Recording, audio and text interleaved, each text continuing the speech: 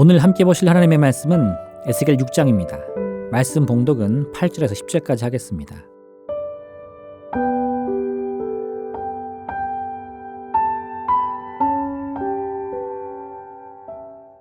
그러나 너희가 여러 나라에 흩어질 때에 내가 너희 중에서 칼을 피하여 이방인들 중에 살아남은 자가 있게 할지라. 너희 중에서 살아남은 자가 사로잡혀 이방인들 중에 있어서 나를 기억하되 그들이 음란한 마음으로 나를 떠나고 음란한 눈으로 우상을 섬겨 나를 근심하게 한 것을 기억하고 스스로 한탄하리니 이는 그 모든 가증한 일로 악을 행하였음이니라. 그때서야 그들이 나를 여호와인 줄 알리라. 내가 이런 재앙을 그들에게 내리겠다 한 말이 헛되지 아니하니라. 아멘.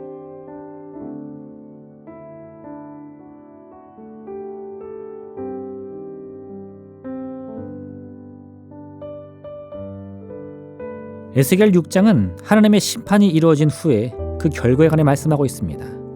하나님의 심판으로 예루살렘이 무너지고 나면 그 모습은 너무나 끔찍할 것입니다. 모든 성읍과 산당은 다 무너지고 황폐화되어 사막과 같이 될 것입니다. 백성들의 시체가 사방에 가득할 것입니다. 그런데 이런 끔찍한 결과에도 불구하고 하나님께서는 살아남은 자들이 있을 것이라 말씀합니다. 이들은 나무가 쓰러지고 남은 그 그루터기와 같이 예루살렘의 멸망 이후에도 죽임을 당하지 않고 살아남는 사람들입니다. 그들 중 많은 이들이 이방의 포로로 잡혀가겠지만 그들은 가는 곳마다 하나님께서 행하신 일과 그 이유가 무엇인지를 증언하게 될 것입니다. 이와 같이 하나님께서 남은 자를 두신 이유는 너무도 분명합니다. 예루살렘의 멸망이 단순히 세상이 생각하듯 이스라엘 군대가 전쟁에 패했기 때문이 아니요, 하나님께서 힘이 없어 이방의 신에게 패했기 때문도 아닌 것입니다. 이는 갑작스럽게 일어난 우연한 사건도 아니요, 예루살렘을 무너뜨린 바벨론이 주도적으로 일으킨 사건도 아니었습니다. 이는 하나님께서 이스라엘 백성들을 죄에서 돌이키기 위해 준비하신 일이었습니다. 하나님께서는 이를 위해 아주 오랜 시간 선지자들을 보내사 백성들에게 하나님의 뜻이 무엇인지를 말씀해 주셨습니다. 이 과정에서 예루살렘이 무너진 이유는 이스라엘 백성들이 하나님의 경고에도 불구하고 마음을 돌이키지 않고 죄악의 길을 끝까지 떠나지 않았기 때문인 것입니다. 재앙에서 살아남은 이들은 바로 이러한 예루살렘 심판의 과정과 그 결과를 증언할 증인들이었습니다. 또한 그들은 이 재앙과 심판에도 불구하고 이스라엘을 향한 하나님의 뜻과 섭리가 여전히 멈추지 않았음을 증언할 증인들이었습니다.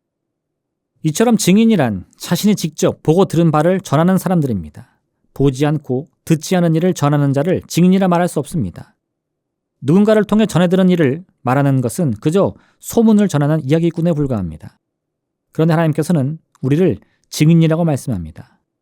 우리는 인류를 향한 하나님의 뜻과 섭리를 전하는 증인이요, 예수님께서 십자가를 통해 이루신 구원의 역사를 전하는 증인입니다. 오직 성령이 너에게 임하시면 너희가 권능을 받고 예루살렘과 온 유대와 사마리아와 땅끝까지 이르러 내 증인이 되리라 하시니라. 우리는 과거 하나님께서 이스라엘에게 행하신 일을 직접 보거나 듣지 못했습니다. 예수님의 십자가를 직접 경험하지도 못했습니다. 그런데 어떻게 우리가 그저 소문을 전하는 이야기꾼이 아니라 예수 그리스도의 참된 증인이 될 수 있습니까? 예수님의 십자가 사건은 단순히 과거의 사건이 아닙니다. 예수님의 십자가 죽음과 부활은 오늘 우리의 삶에서도 그대로 나타나고 있습니다. 예수 그리스도는 어제나 오늘이나 영원토록 동일하시니라. 부활을 믿지 않던 사두개인들이 예수님을 찾아와서 이렇게 물었습니다. 선생님이요, 모세가 우리에게 써주기를 어떤 사람의 형이 자식이 없이 아내를 두고 죽으면 그 동생이 그 아내를 취하여 형을 위하여 상속자를 세울지니라 하였나이다. 7형제가 있었는데 마지가 아내를 취하였다가 상속자가 없이 죽고, 둘째도 그 여자를 취하였다가 상속자가 없이 죽고, 셋째도 그렇게 하여 7이 다 상속자가 없었고 최후에 여자도 죽었나이다. 7사람이 다 그를 아내로 취하였으니 부할 때, 곧 그들이 살아날 때에 그 중에 누구의 아내가 되리이까? 예수님께서는 그들이 이러한 생각을 하는 이유에 대해서 성경도 하나님의 능력도 알지 못함으로 생긴 오해 때문이라고 말씀하십니다.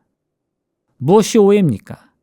그들은 하나님의 능력과 권세가 자신들이 보기에 영원히 변하지 않을 것 같은 시간이나 공간 속에서 이루어진다고 여기는 것입니다. 시간은 본래부터 존재하는 것이요 누구도 어길 수 없는 법칙이고 죽음 또한 마찬가지라고 생각한 것입니다. 그러니 사두개인들은 하나님의 역사가 인간과 마찬가지로 시간과 공간 속에서 이루어질 것이라고 여긴 것입니다. 이러한 생각 속에서는 하나님의 역사도 결국 시간이나 공간의 개념을 벗어날 수 없습니다. 그러니 죽음 이후의 세계는 더더욱 믿을 수가 없는 것이었습니다. 만일 우리가 예수님의 십자가 사건을 그저 과거에 일어난 사건으로만 생각한다면 죽은 자의 부활은 있을 수 없다고 생각한 사두개인과 다를 것이 없습니다. 예수님의 죽으심은 2000년 전 골고다에서 일어난 역사적인 사건인 동시에 또한 오늘날에도 우리의 모든 죄의 문제를 해결하기 위해 일어나고 있는 하나님의 기적의 사건인 것입니다. 그러므로 예수님께서 십자가에서 죽으심으로 우리의 모든 죄와 허물이 이미 해결되었다고 믿는다면 우리는 십자가 사건을 역사적인 사건으로 듣고 전하는 이야기꾼이 아니라 그 사건에 직접 체험하여 죄를 용서함 받은 참된 증인이 될 수 있는 것입니다. 바울이 자신을 사도로 칭했을 때 사람들은 그가 예수님을 직접 본 적이 없는 사람이라고 말했습니다.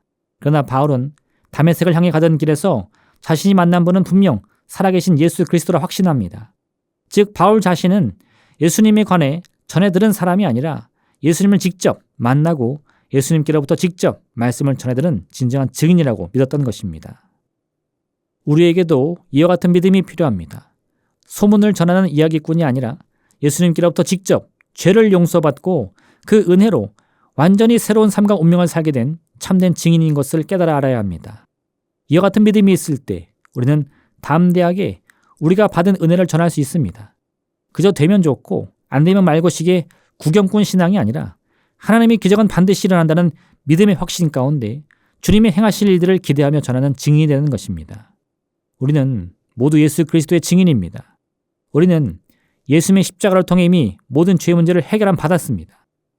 하나님이 나사렛 예수에게 성령과 능력의 기름을 붓듯 하셨음에 그가 두루다니시며 선한 일을 행하시고 마귀에게 눌린 모든 사람을 고치셨으니 이는 하나님이 함께 하셨습니다. 이 놀라운 기적과 구원의 역사가 바로 우리 자신을 위한 하나님의 역사인 것을 믿어야 합니다. 그 믿음을 가지고 오늘 하루의 삶 가운데서도 여전히 우리를 위해 일하시며 은혜를 베푸시는 하나님의 손길을 깨닫는 귀하고 복된 시간 되시기를 바랍니다. 기도하겠습니다. 사랑의 하나님 아버지, 어제나 오늘이나 영원토록 동일한 주님의 사랑이 오늘도 우리와 함께하고 있음을 알게 하여 주옵소서. 그러므로 예수님의 십자가는 지금 이 순간에도 우리의 삶을 바꾸고 있습니다. 변화시키고 있습니다. 모든 절망을 소망으로, 모든 슬픔을 기쁨으로, 모든 죽음을 생명으로 변화시키고 있음을 알게 하여 주옵소서. 그 믿음을 통해 이 하루의 삶 가운데 여전히 우리를 위해 일하시는 주님의 그 귀한 손길을 믿음으로 바라며 깨닫고 누릴 수 있는 복된 하루 되게 허락하여 주옵소서. 예수님의 이름으로 기도합니다. 아멘. 하늘에 계신 우리 아버지, 아버지의 이름을 거룩하게 하시며 아버지의 나라가 오게 하시며 아버지의 뜻이 하늘에서와 같이 땅에서도 이루어지게 하소서. 오늘 우리에게 일용할 양식을 주시고 우리가 우리에게 잘못한 사람을 용서하여 준 것 같이 우리 죄를 용서하여 주시고 우리를 시험에 빠지지 않게 하시고 악에서 구하소서. 나라와 권능과 영광이 영원히 아버지의 것입니다. 아멘.